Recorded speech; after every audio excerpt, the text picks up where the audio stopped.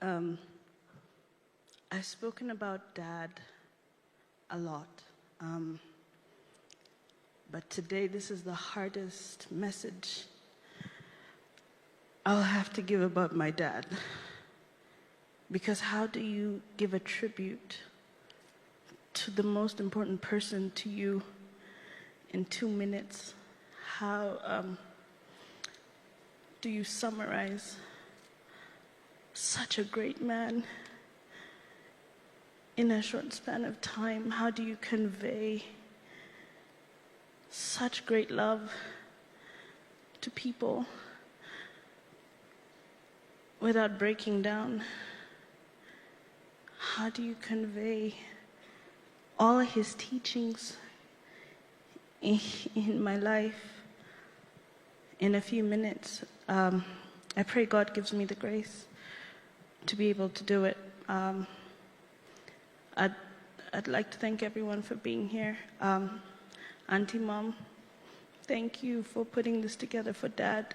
He is smiling and crying simultaneously.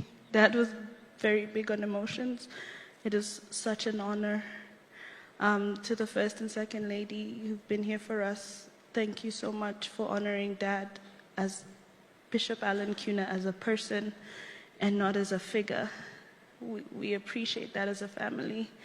For the message we got, Bishop, thank you for making us laugh, because laughter is so important in times of pain. I won't be able to make you laugh, I don't think. I don't have the strength to. But I pray for my mother more than anyone at this moment.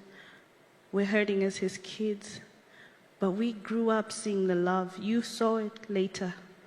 That's all we've ever seen. The love they have had for each other is not for show, it's not for you, it's for them. And to lose a love so big, I can't comprehend. But we're here, Mom, and we will carry on loving you as fiercely as he did in our capacity as your children.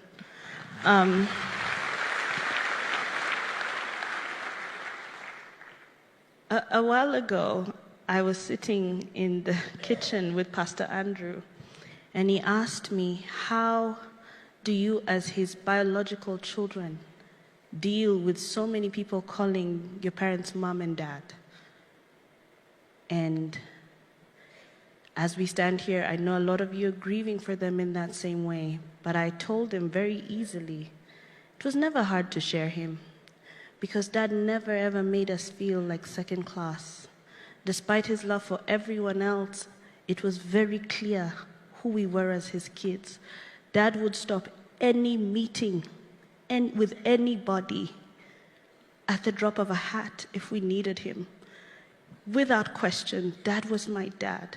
And he showed us he had enough love for us and everyone, but his love for us was ours, reserved for us alone. He loved us fiercely, without judgment, without condemnation. He had a thirst for knowledge that only compared to my own. When I picked the career that I picked, he made it his mission to become, he almost became a lawyer like me, just to make sure the conversation stayed on an intellectual level. He taught me to question. He allowed me to question, not only legally, mentally, physically, but spiritually too. He made me find a way to know God on my own, not because I was told to, but because of a father. And if God is our father, Dad displayed his level of fatherhood. And if my dad is a fragment of who God is to us, then I know I have a loving God. It was displayed. I didn't have to learn it. And when so many people call him dad and people are like, why? He was a father to everyone, and we accept that. So thank you for giving us your time, your attention, for everyone who came, who flew, who's from here. I thank you for honoring the man that he was. Was such a weird statement. But But I'm happy that as he is now finally resting from the battle that he has gone through, he is at peace. And we know where he is, and now we know we'll meet him again. And on behalf of my sister, his twin, she also loved him very fiercely. I speak for both the girls, well, only because Jeremy's going to come and speak for himself. I speak for both the girls, and I know she would have said he was a fantastic dad, a fantastic father-in-law, an even better grandfather, which is so hard because he was such a great dad. We didn't think it was possible for him to get better until he got his grandkids, and just watching them engage with him was such an honor. I'm so blessed that he got to meet the kids and be part of their lives. Again, I could go on and on, because again, how do you sum the life of a great man in a few minutes? But I will, for now. Dad, I love you.